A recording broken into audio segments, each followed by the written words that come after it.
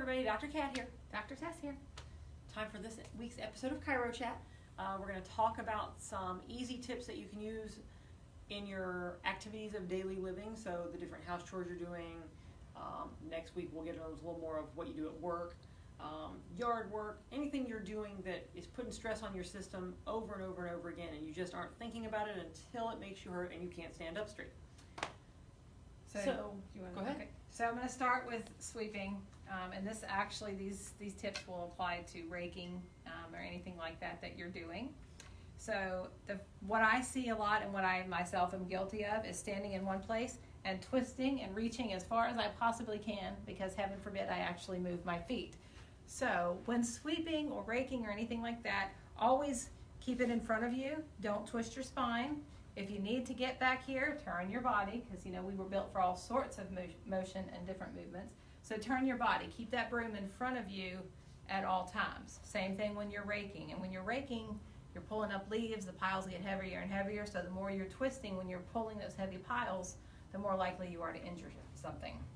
The other thing that you can do, and this will actually be good training for your brain as well as your body, if you always want to go this way, switch. Do some the other way. It will feel completely awkward and it'll slow you down a little, but your body will thank you in the end because you're going to work both sides evenly, and that'll take off a lot of stress of that repetitive motion on just one side over and over and over again. All right, the other chore we all hate, the vacuum. And you know, you're all guilty of it. We do this. Like our feet are glued to the floor and we can't just walk with the vacuum cleaner, right? Or maybe we got the one leg out and we really reach as far as we can. No, you have 2 feet, use them. Just walk with it. If you can stay upright, then you're not going to do as much damage to the back. And again, switch hands, use both sides. That comes in really handy if you're getting close to furniture on one side, and doing it with this side is a little harder, but you can do it with this side a little easier. Yeah, right? That's a big one. That's a huge one. All right, let's talk about some stuff in the kitchen, or at a workbench if you're out in the garage. Most of the time, counters are not in a great place. Washing dishes is a perfect example. Most of us have to end up bending a little bit to get to that sink. So, especially if you're taller. Got cabinets underneath? Open up. Put a foot up. 2 things happen. One, you get closer to the sink or closer to the counter, depending on what you're at. So you're not going to do as much forward bending and reaching.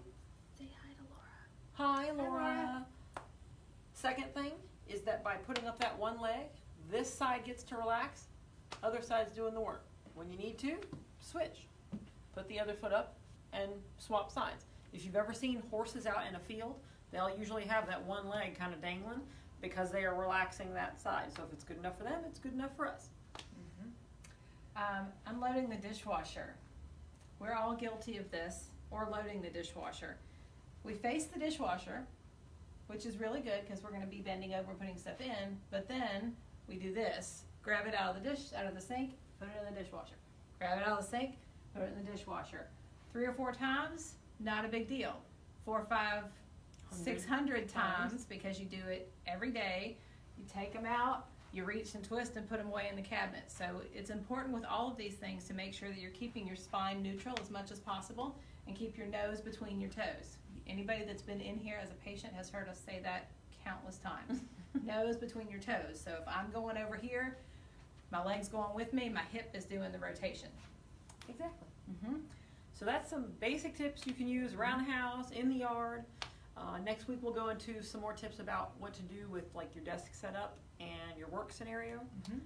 And until then, See you next hit week. us up if you have any questions. Bye. Bye.